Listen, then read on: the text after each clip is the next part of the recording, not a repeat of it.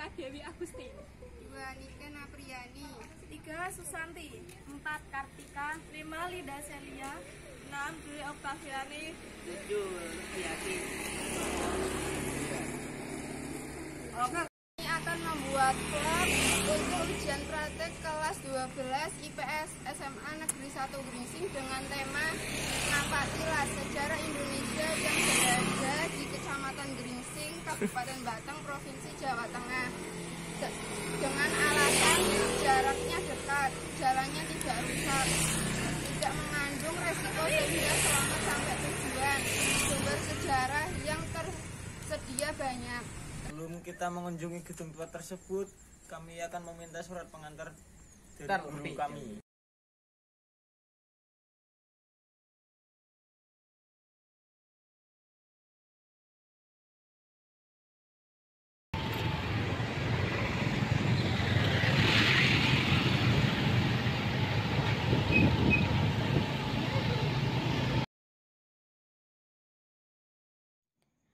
Kami sudah sampai di depan pintu gerbang gedung tua.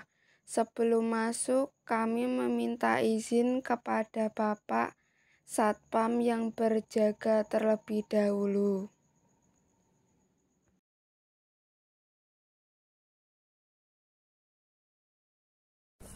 Sejak abad ke-15, Indonesia menjadi rebutan bangsa-bangsa besar di Eropa seperti Portugis, Spanyol, Belanda, dan Inggris. Mereka ingin merebut rempah-rempah yang ada di Indonesia dan mengambil keuntungan dari tanah air Indonesia yang subur.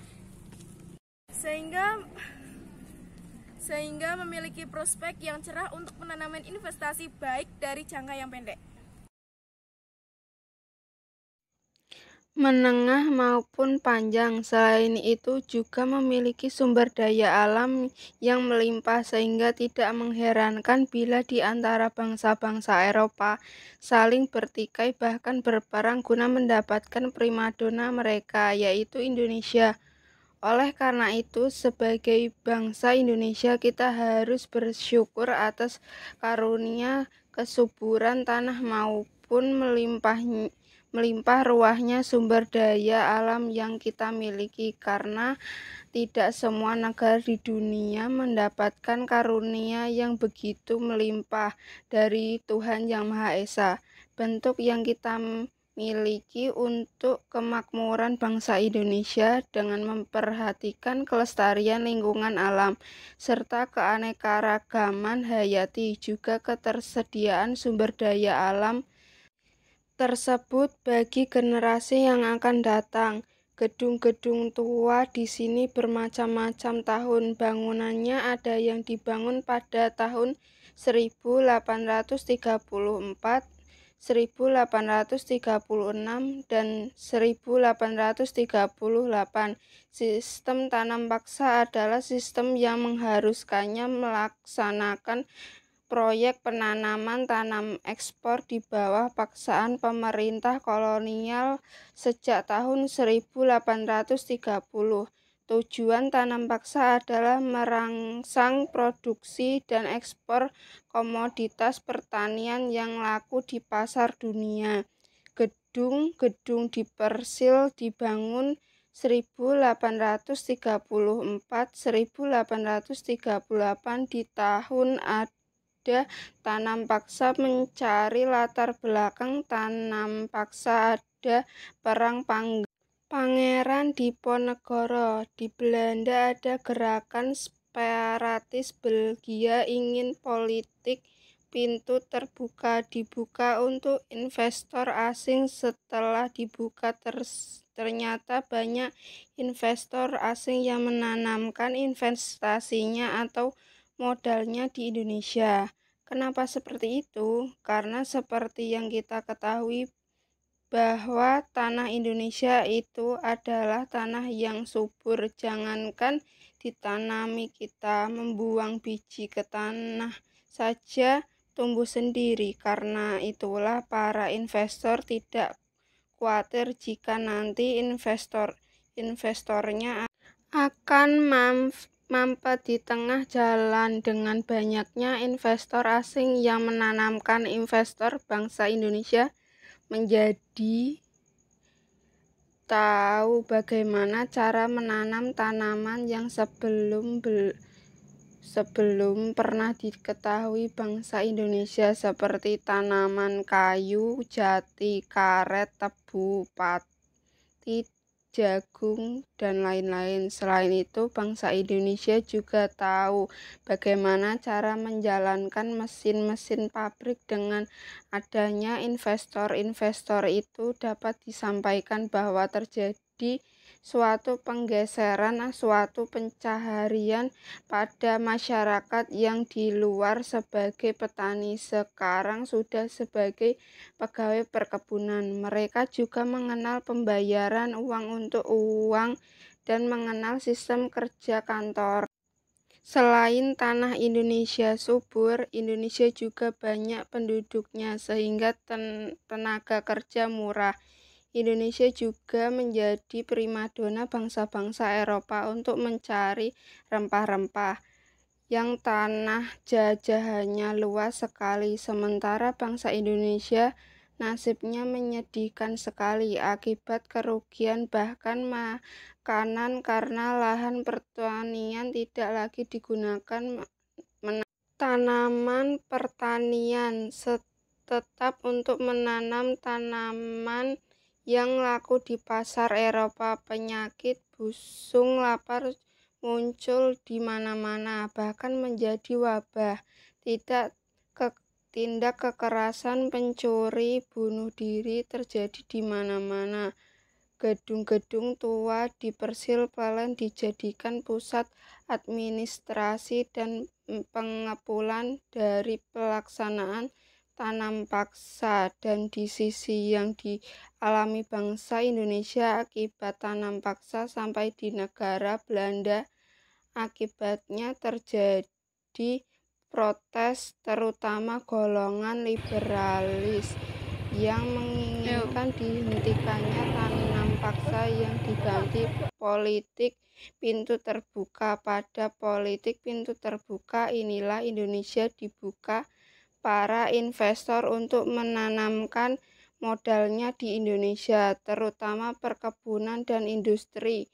Para investor mereka optimis bahwa investor di Indonesia akan sukses karena Indonesia memiliki tanah yang sumber daya alamnya melimpah dan sumber daya manusia yang banyak, sehingga para investor tidak akan kekurangan hanya tersedia Indonesia. Politik pintu terbuka menyebabkan bangsa Indonesia mengenal berbagai macam-macam jenis tanaman baru, cara membudidayakannya, cara menanam, sehingga menambah pengetahuan bagi bangsa Indonesia.